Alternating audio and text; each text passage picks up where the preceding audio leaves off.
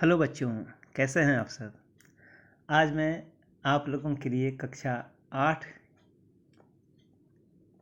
के बच्चों को गणित में परिमेय संख्या के बारे में बताऊंगा।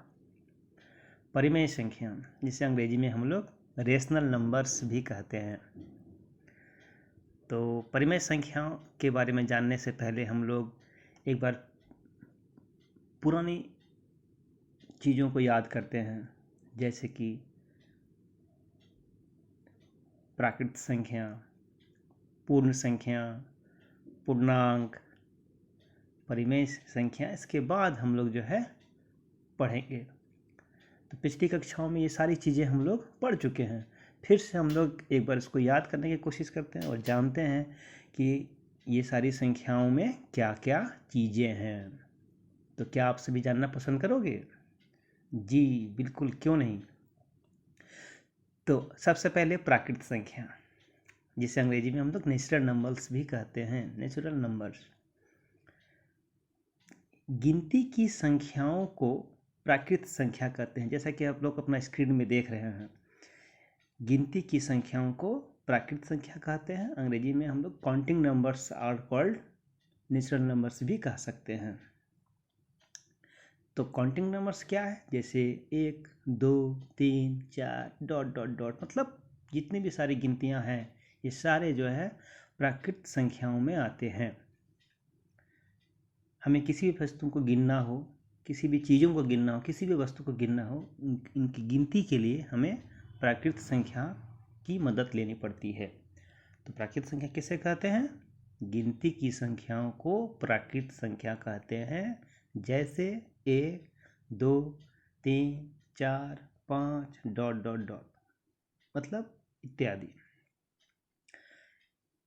तो ठीक है, अब आगे बढ़ते हैं पूर्ण संख्या की ओर, जिसे अंग्रेजी में हम लोग होल नंबर्स भी कहते हैं।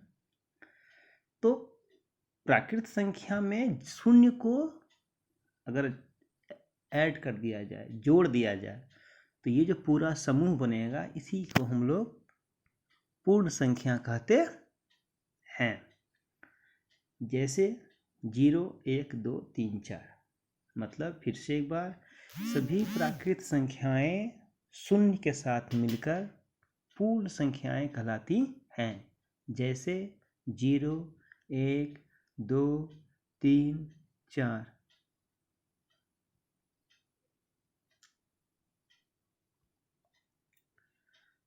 तो प्राकृत संख्या हो गया, पूर्ण संख्या हो गया। अब एक सवाल है, जैसे 1, तो 1 प्राकृत संख्या है या पूर्ण संख्या है? सोचिए आप लोग, क्या लगता है, एक प्राकृत संख्या है या पूर्ण संख्या है? तो इसका जवाब बहुत ही आसान है। एक प्राकृत संख्या में भी आता है और पूर्ण संख्या में भी आता है। इसीलिए एक प्राकृत संख्या और पूर्ण संख्या दोनों है। ठीक है, तो अब स्पष्ट है कि जिस प्रकार एक प्राकृत संख्या भी है, पूर्ण संख्या भी है, उसी प्रकार 2 भी प्राकृत संख्या भी होगा और पूर्ण संख्या भी होगा। इस प्रकार से शून्य के अलावे जितनी भी गिनती की संख्याएं हैं ये सभी प्राकृत और पूर्ण दोनों हैं। केवल शून्य पूर्ण संख्या है, बाकी 1, 2, 3, 4, 5, 6, 7, 8, 9, 10 ये सारी संख्याएं प्राकृत संख्याएं भी हैं और पूर्ण संख्याएं भी हैं। अब आगे हम लोग बढ़ते हैं पूर्णांक की ओर। इसको हम लोग इंटीजर्स भी कहते हैं अंग्रेजी में। तो इसके बारे में जानते हैं। जैसा कि स्क्रीन में आप लोग देख रहे हैं, सभी पूर्ण संख्याओं तथा सभी ऋणात्मक प्राकृत संख्याओं के समूह को पूर्णांक कहते हैं।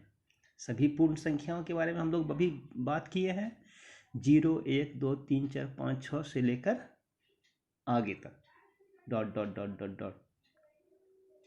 और सभी ऋणात्मक प्राकृत संख्या, ऋणात्मक प्राकृत संख्या मतलब हो गया -1, -2, -3। तो पूर्ण संख्या को मान लेते हैं कि एक थैला में है, दूसरा थैला में ऋणात्मक प्राकृत संख्या है, जैसे -1, -2, -3, इस प्रकार से बहुत सारा ढेर ऋणात्मक संख्याओं का। अभी दोनों थैलों को अगर किसी एक थैले में डाल दिया जाए, बड़ा सा थैला में, तो वो जो बड़ा थैला बनेगा उसे हम लोग पूर्णांक कहेंगे। ठीक है, इसको अगर परिभाषित किया जाए तो सभी पूर्ण संख्याओं तथा सभी ऋणात्मक प्राकृत संख्याओं के समूह को पूर्णांक कहते हैं। जैसे -3, -2 आपके स्क्रीन में दिख रहा है, -1, 0, -5, 1, 2, 3, 4। फिर से समझते हैं इस बात को कि मेरे पास मान लेते हैं 2 थैला है।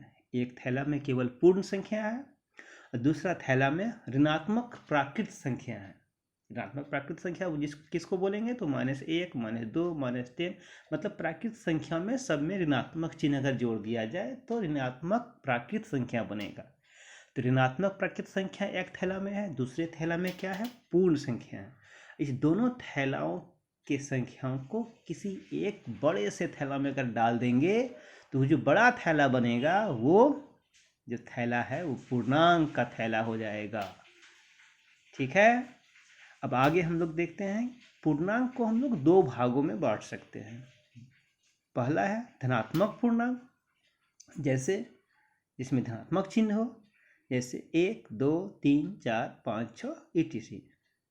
दूसरा ऋणात्मक पूर्णांक, जैसे -1, -2, -3, है ना, इस प्रकार से आदि।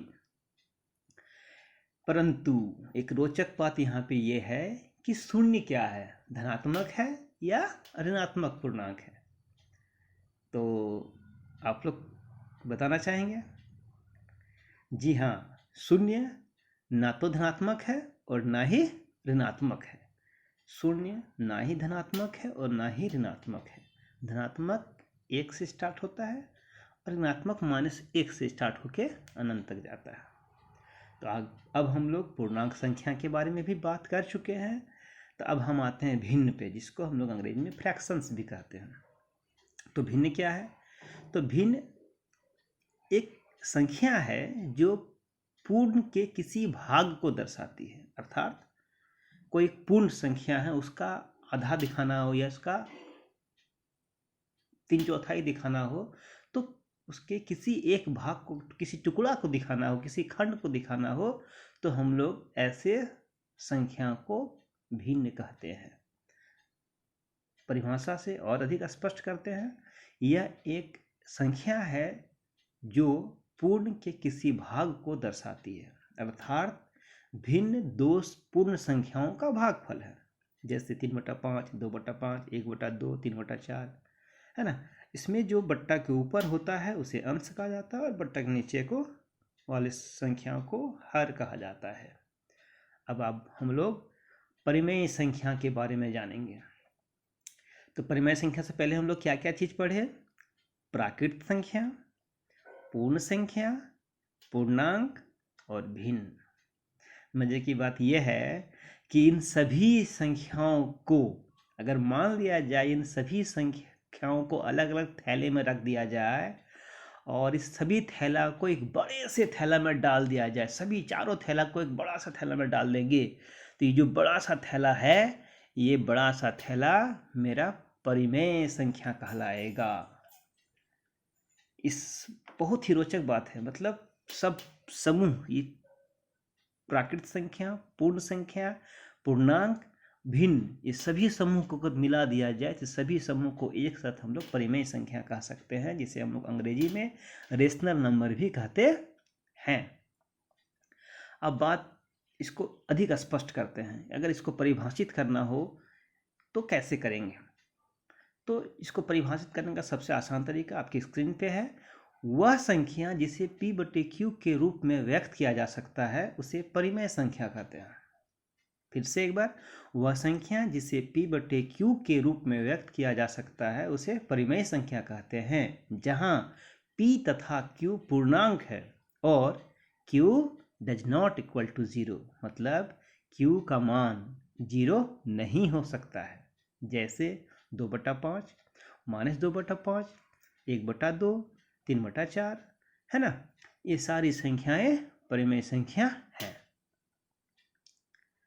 परिमेय संख्या को भी 2 भागों में बांटा जा सकता है, धनात्मक परिमेय संख्या और ऋणात्मक परिमेय संख्या। जैसे 2/5 धनात्मक परिमेय संख्या है, परंतु -2/5 ऋणात्मक परिमेय संख्या है। तो बहुत ही आसान शब्दों में हम इसको बांट सकते हैं या इसको परिभाषित कर सकते हैं कि वह संख्या जिसे p/q के रूप में व्यक्त किया जा सकता है उसे परिमेय संख्या कहते हैं, जहां p तथा q पूर्णांक है और q does not equal to 0, q का मान 0 के बराबर नहीं होगा। तो p तथा q पूर्णांक का मतलब क्या है? पूर्णांक मतलब क्या? तभी पूर्णांक मतलब हम लोग जस्ट सीखे हैं कि -1 भी हो सकता है, 1 भी हो सकता है, 0 भी हो सकता है। मतलब p तथा q पूर्णांक के रूप में जो भी सारी संख्याएं आती हैं वो सारे हो सकते हैं, परंतु शून्य तो है होगा केवल p के जगह में हो सकता है शून्य, लेकिन q के जगह में शून्य नहीं हो सकता है, जैसा कि हम लोग यहाँ लिखे हुए भी हैं।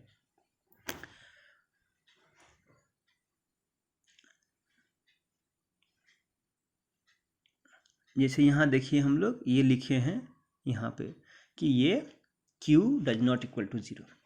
अब इस परिभाषा में हम लोग दो चीज़ और जोड़े हैं जिसके बारे में आपको हम बात नहीं किए थे। ये है 0 और 1।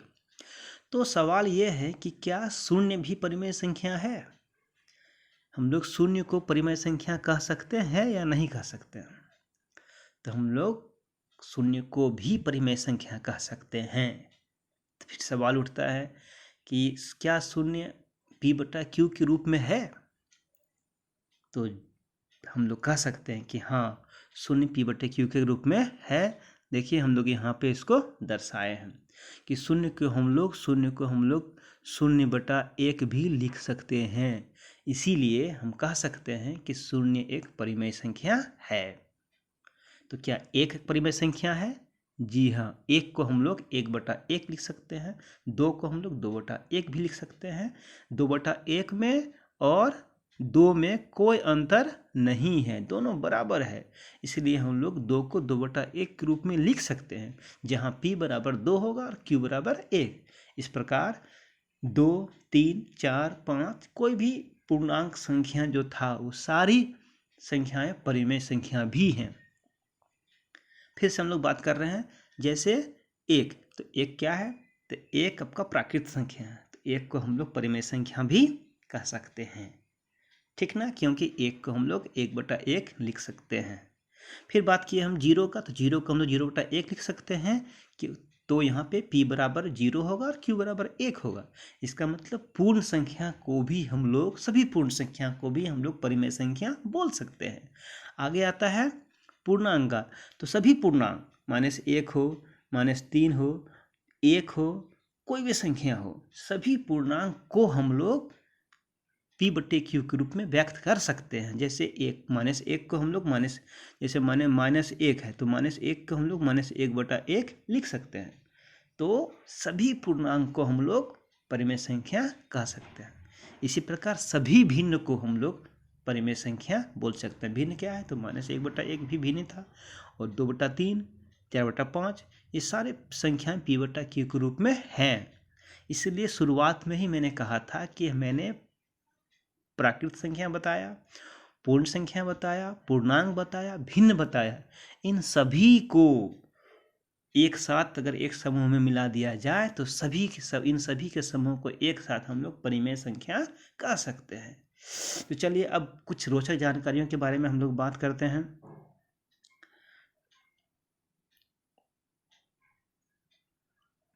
रोचक बातें क्या है कि सभी प्राकृत संख्याएं, पूर्ण संख्याएं, पूर्णांक और भिन्न को परिमेय संख्या भी कहा जा सकता है, परिमेय संख्या भी कह सकते हैं, पहला।